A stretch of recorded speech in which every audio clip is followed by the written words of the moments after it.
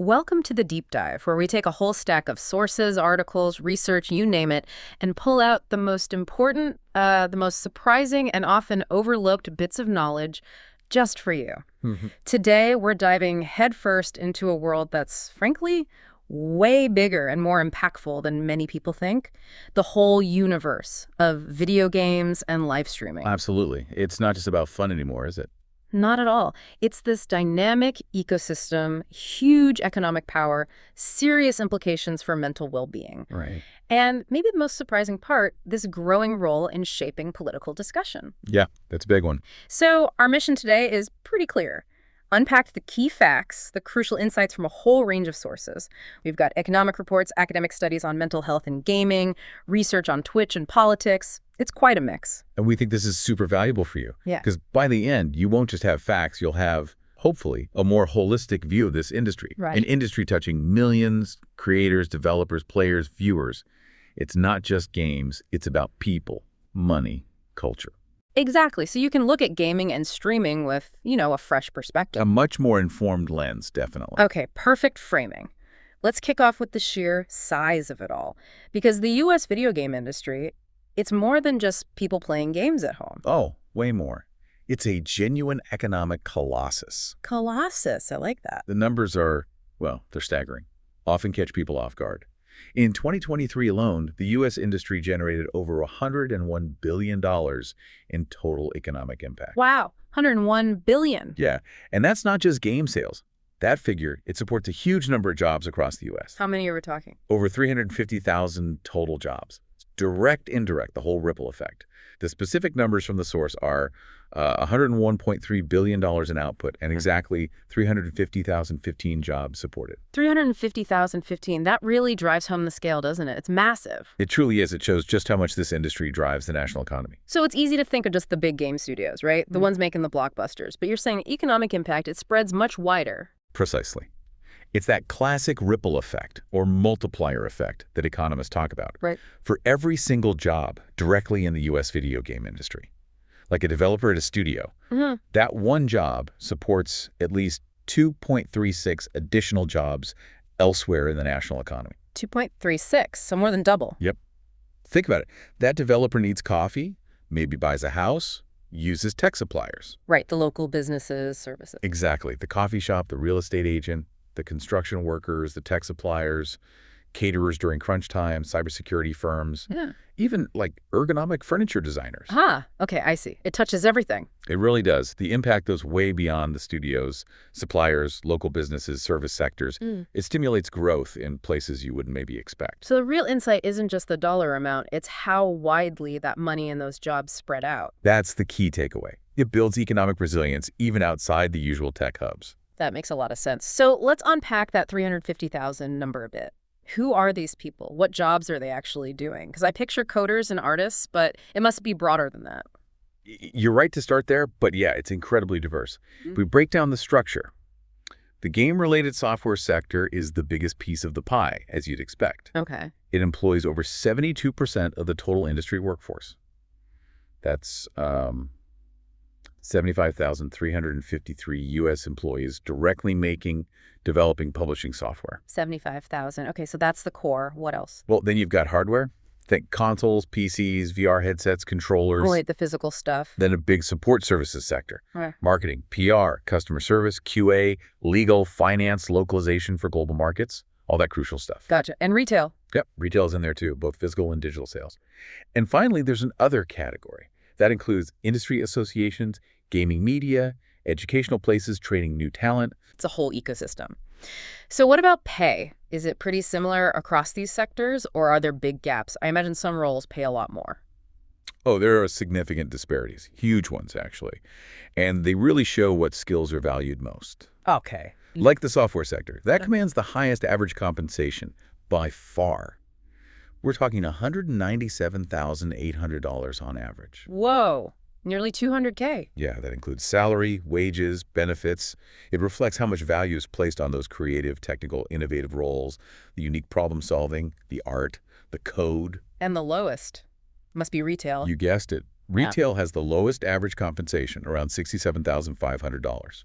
Big difference. Yeah, quite a gap. What about support services? That one's actually quite high, too, maybe surprisingly, $176,100 on average. Really? Higher than I'd have thought. It shows how vital those specialized external services, project management, business intelligence, Yeah. how critical they are to keeping the whole machine running smoothly. Okay, so back to that software sector, the biggest one. Can we break down the jobs within that? Who are those 75,000 people? We can. The largest group is pure game developers. That's 35,954 jobs. Engineers, designers, artists, writers, sound folks, the people actually crafting the games. Okay, the core creators. Then you have companies that are both developers and publishers, often bigger studios. That's 32,282 jobs. Right, handling everything. Then pure publishers, distribution, marketing, community management, sometimes funding. That's about 3,755 jobs. Smaller group, but crucial. And finally, people making the development tools themselves. Yeah. The engines, the software used to build games. Around 2,439 jobs there. So that paints a much clearer picture. Yeah. Mostly creative and technical roles driving employment in software. Exactly. And what's striking is how these pay gaps reflect those diverse skills.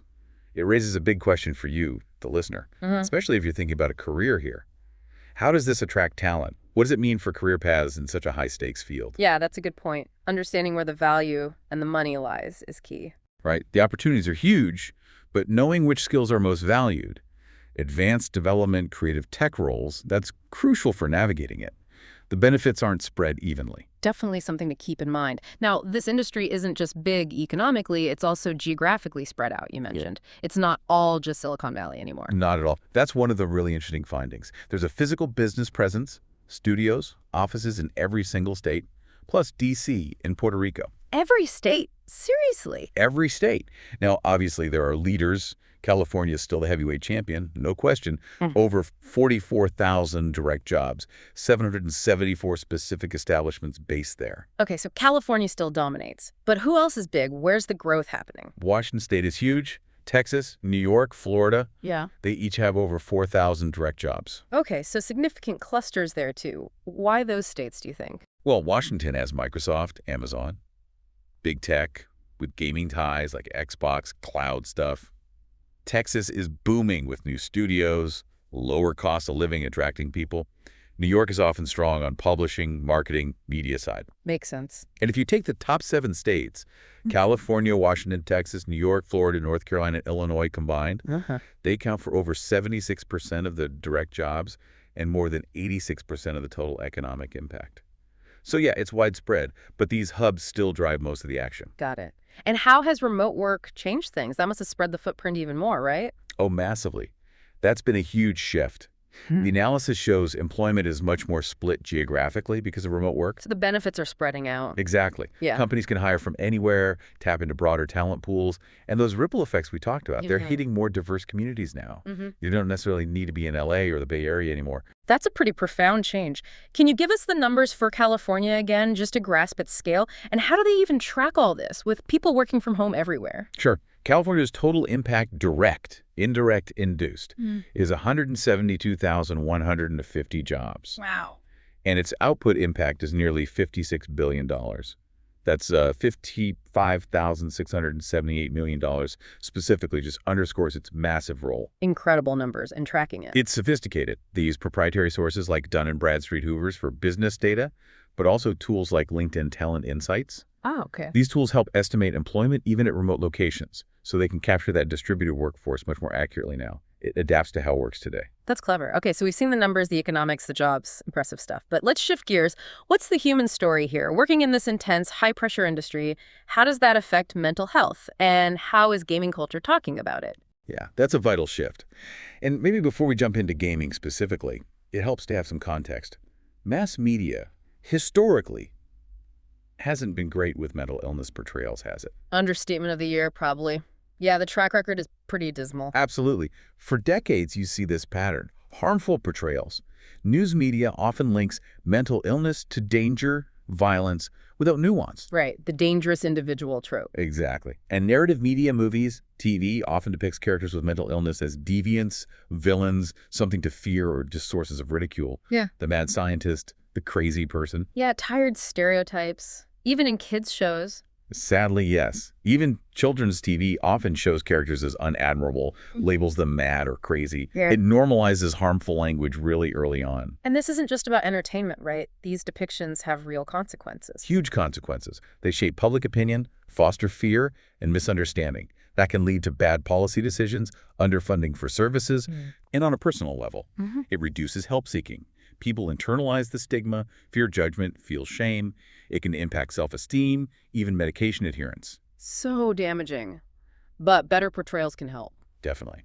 Research shows improved discourse, more accurate, nuanced stories, leads to more positive public beliefs, less stigma. It encourages education and open discussion.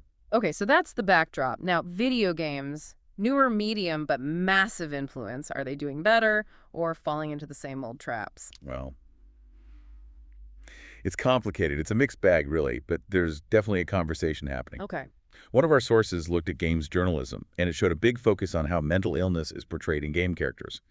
Over half the articles analyzed dealt with this. And were they positive or negative? Both, actually. About 30 articles celebrated sensitive or empathetic portrayals, but 14 critiqued depictions, calling out harmful tropes. It's all kind of tropes. Things like hallucinations, PTSD, which can be used well, but can also easily become stereotypes if not handled carefully. It's a fine line. So the conversation is happening, at least. They're grappling with it. Yes. And what's really interesting is how the discourse balances that celebration and critique. You see articles titled like, "The Sims' Insane Trait Sucks," or "Nobody Wins When Horror Games Stigmatize Mental Illness." Pretty direct. Very direct. It shows a real cultural concern within gaming to move beyond those inherited harmful tropes, a desire to be more responsible. Games like Hellblade or Celeste often come up as positive examples. Right, games that try to represent internal struggles thoughtfully. And it's not just about the stories in games, is it? What about how playing games affects mental health or how making games can? Good point. The sources mention how some games portraying depression, for example, can actually improve empathy and spark dialogue. Like, give people a shared language. Exactly. And even the act of making games can be therapeutic for creators, a creative outlet. Plus, there's the whole addiction conversation. Ah, yes, the moral panic staple. Right. The relationship is often described as mostly debunked. High engagement isn't the same as pathology. There's a push for nuance, distinguishing intense enjoyment from actual problematic use. That distinction is crucial. Okay, but beyond the players and the game narrative, what about the people making the games? We hear about crunch and burnout. That must take a toll. A massive toll. And this is where things get, well, concerning. Work stress disorders are rising globally, especially in fields like gaming, that rely on intense mental performance. Makes sense. The pressure, the long hours, the deadlines, and especially crunch time. It contributes significantly to mental health problems for employees. Explain crunch time again for anyone unfamiliar. It's that period, often weeks or months before a game launch, where teams work insane hours, 60, 80, sometimes 100+ hours a week to hit the deadline. It's notorious in parts of the industry. Brutal. So how does games journalism cover this aspect? This is where that disconnect becomes really stark. Remember that study of 83 articles on mental health and gaming? Only 7 out of 83 explicitly linked these work issues, crunch, burnout, to mental health challenges in the industry itself. Only 7. That seems incredibly low given how much we hear about crunch. It's a glaring omission. It suggests games journalism, while happy to discuss mental health and game content, really underemphasizes the impact on the workforce. It contradicts the sort of self-congratulatory vibe around mental health awareness elsewhere. So why? Why ignore this critical link? That's the million-dollar question, isn't it? It seems there's a reluctance to acknowledge or challenge the systemic issues, the labor practices that are harming the very people creating these games. Even those few articles that did cover it, what do they say? Did they acknowledge the severity? They did. They called crunch unsustainable and immoral. They recognized burnout as directly related to the work demands. They stated clearly, no game deadline is worth abusing employees' mental health. Strong words. But again, so few articles saying it. And this isn't just about traditional developers and big studios. Right, who else? Think about streamers, content creators. Their labor is often discounted. Yeah, people think they just play games all day.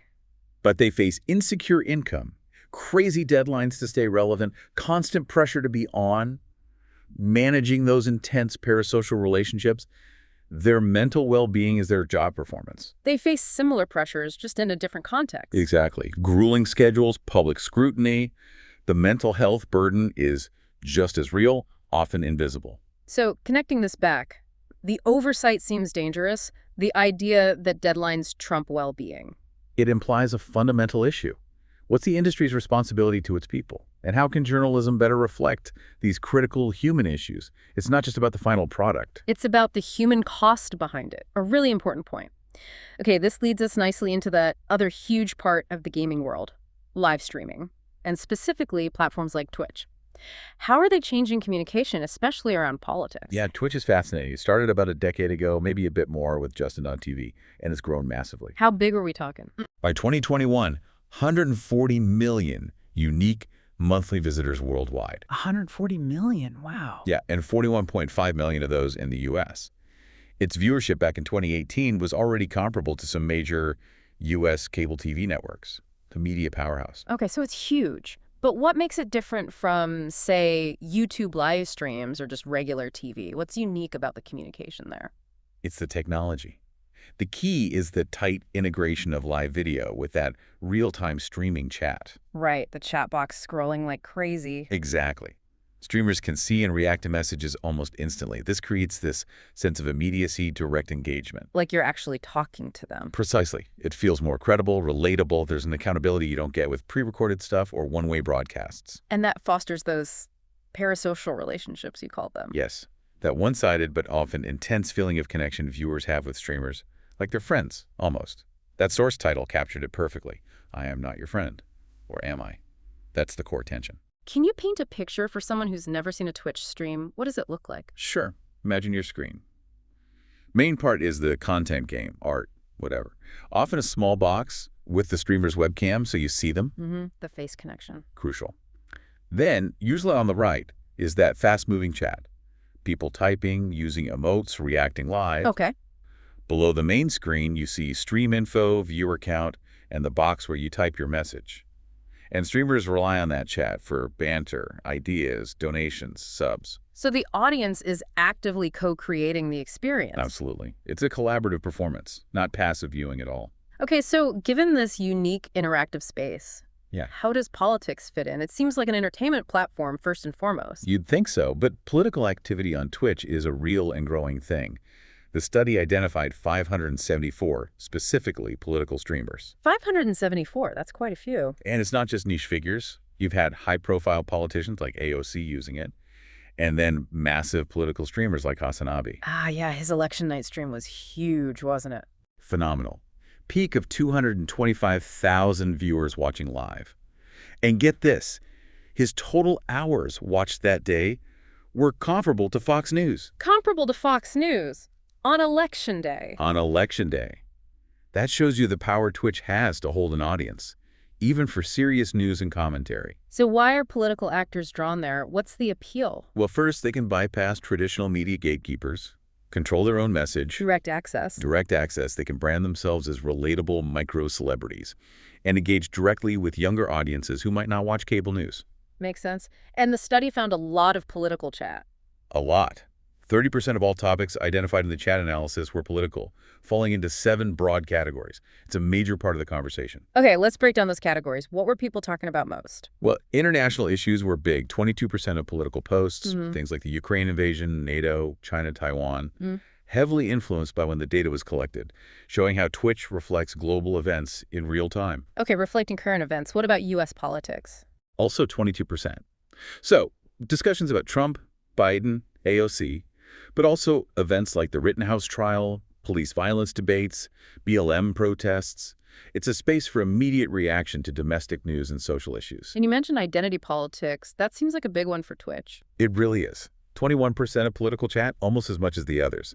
And fascinatingly, trans rights was the single most frequent topic in this category. Wow. Why do you think Twitch became such a space for that? It acts like a virtual third place.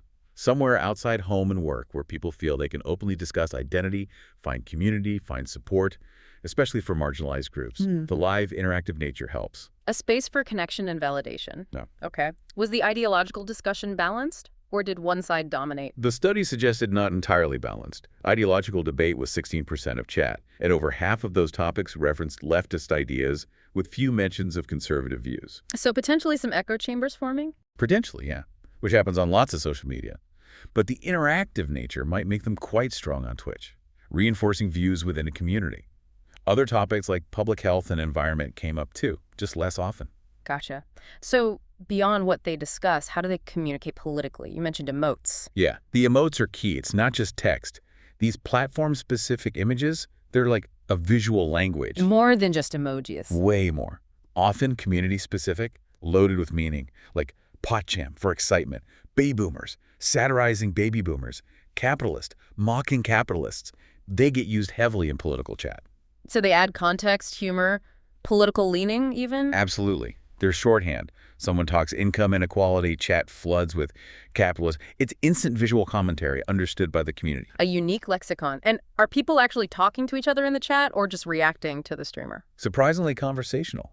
While almost half don't use the app mentioned, in many political streams, over 60% of interactions do involve references to other viewers or the streamer. So real back and forth is happening. Especially in smaller channels, yeah. Highly engaged, dynamic conversations. People aren't just watching, they're participating, responding, building community. That boomer emote might even pop up during environmental chats, linking ideas satirically. So these unique ways of communicating chat, emotes, interaction, how does that shape the political discussion itself? Does it make it more immediate, maybe more emotional? That's the big question. Does it foster more resonant conversations for a digital audience? Or does it maybe oversimplify things with satire and rapid-fire reactions? Yeah. What happens when an emote can convey a whole political stance faster than an argument? Yeah, it's a totally new landscape for how ideas spread and get debated. Requires a new kind of literacy. Definitely. Okay, so digging into the structure. These political chats on Twitch, do they look like Twitter with a few dominant voices? Or is influence spread differently? It actually looks pretty similar structurally. The analysis found over 96% of these user reference networks follow a power law distribution. Power law, meaning Meaning a few users account for most of the interactions, just like a few viral tweets get all the attention. It indicates clear opinion leadership within the chats. So even with the live chat, the basic structure of influence is like other social media. Seems so. Despite the unique tech, how information flows and who holds sway follows that familiar pattern, certain users become central hubs. And who are these opinion leaders?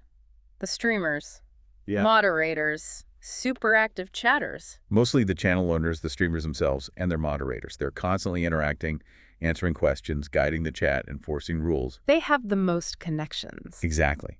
The mean maximum connections for a single user was over 5,000 posts. But the median was only 125. Huge difference. Shows that concentration of influence. Right. Though the study notes bots can inflate those numbers sometimes too. But the pattern of a few key nodes, usually streamer or mods, holding sway is clear. So what are the implications of that? For echo chambers, misinformation, if a few voices have so much influence on this immediate, emotive platform. That's the critical point for you, the listener. How does this shape views, especially in these close-knit communities? It highlights the need to be critical about where information comes from, even in seemingly casual spaces. Yeah. Understand who's shaping the narrative. And remember, it's a snapshot, right? The study had limitations. Exactly. Focused on overtly political streams, specific time frame. The landscape is always changing, but the insights are still valuable. Okay, so let's wrap this up. We've covered a lot of ground today, pulled back the curtain on gaming and streaming. We saw its huge economic power, the jobs, the billions, the ripple effect, the remote work spreading it out. Right, the colossus. Then we tackled mental health, the good improving portrayals, potential for empathy, but also the bad, the industry struggle with crunch, burnout, and that disconnect in how it's discussed. A hidden toll. And finally, Twitch as this surprising new political arena. The real-time interaction, the emotes, the community, but also the familiar patterns of opinion leadership. A whole new agora. So, understanding all this, why does it matter for our listeners? Well, this complex ecosystem touches so many parts of life now, whether you play games, create content, just follow the news, or navigate the digital world. Knowing these forces are at play empowers you. Right. You see how an industry that looks like fun is also a major economic driver, has real responsibilities for worker well-being, and is becoming this dynamic space for public discourse. on everything from identity to global politics. It gives you that deeper appreciation you mentioned at the start. Exactly. And maybe final thought to leave you with. Okay. As gaming and streaming keep growing in power and influence, as they become these arenas for real-world issues, what's our responsibility?